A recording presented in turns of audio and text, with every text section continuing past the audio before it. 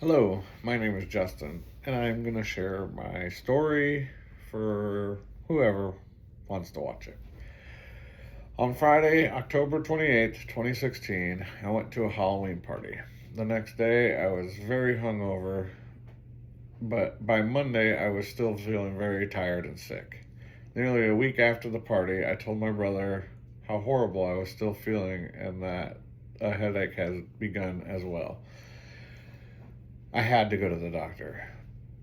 My regular doctor listened to my symptoms, ordered a blood test and CT scan. He brought me into his office the very next day to review all my results. I don't remember what my hemoglobin levels were at that time, but I do remember clearly when he said that my CT scan was glowing from head to toe. He then told me I was full of cancer. Much later, I learned that the glowing lymph nodes can be due to the many different factors. At first, I was in total shock and afraid, thinking it was game over. But after I processed the whole thing, I felt a sense of calmness, and believe it or not, my anxiety was low at this point. I just wanted to get out and do everything. I feel like maybe I was being very selfish. I was only thinking about everything I wanted to do versus thinking about how my family was probably feeling. I should have taken that time to spend with my family and my extended family, but instead I took off with a friend. We went to a lot of music events, especially in Nashville, spending 200 plus a night money that I had saved up. I was living my last hurrah of what I thought. Eventually, I had a consultation with my hematologist. He reviewed the results of my blood work and said, I don't believe this is cancer. Then tried to figure out what was going on. Testing for everything from lupus to Lyme disease, but I still wasn't feeling good. The doctors were taking my blood like crazy. Then they would say, yes, it is cancer, then no, it's not cancer, cancer, not cancer, cancer, not cancer. This went on for about 8 months.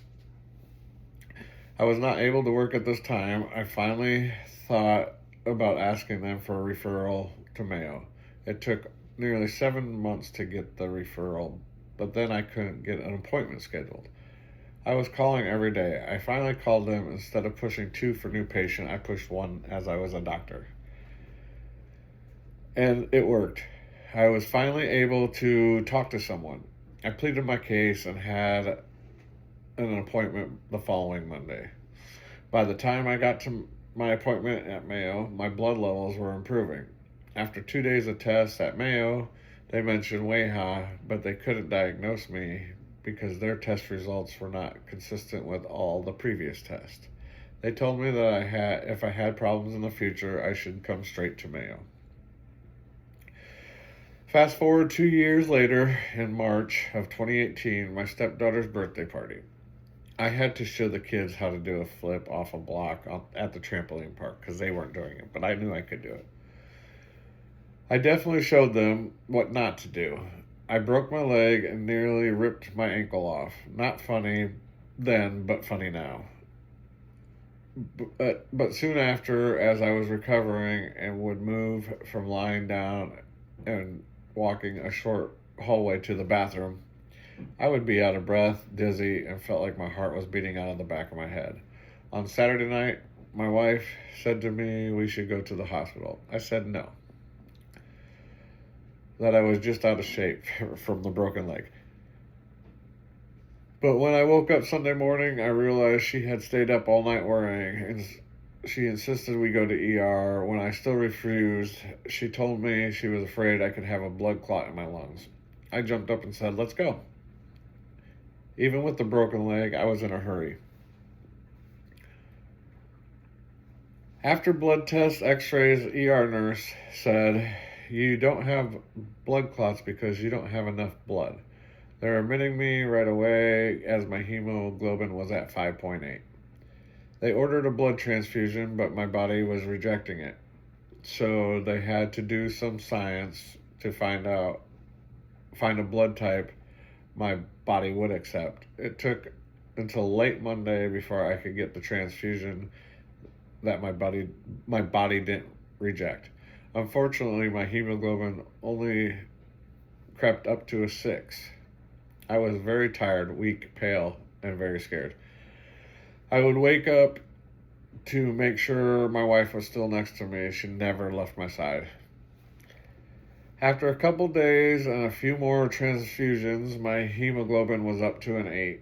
I was able to go home for a day or two before going back up to Mayo. The ER and my hematologist then put me on a very high dose of prednisone. I hate prednisone. I set an alarm for each dose, and when the alarm would go off, my girls and I would be like, oh, here we go again. We all knew for about the next 3 hours I would be uncontrollable outbreaks of anger and rage. It was seriously like I turned into a different person no matter how hard I tried to keep my head straight. I would still lose my mind for a bit. I don't remember how long I was on prednisone, but it felt like forever. Back to Mayo.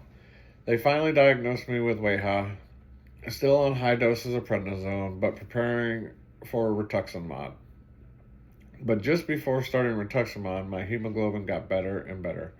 We decided to wait on the rituximab and continue the prednisone. Slowly, I got back to normal.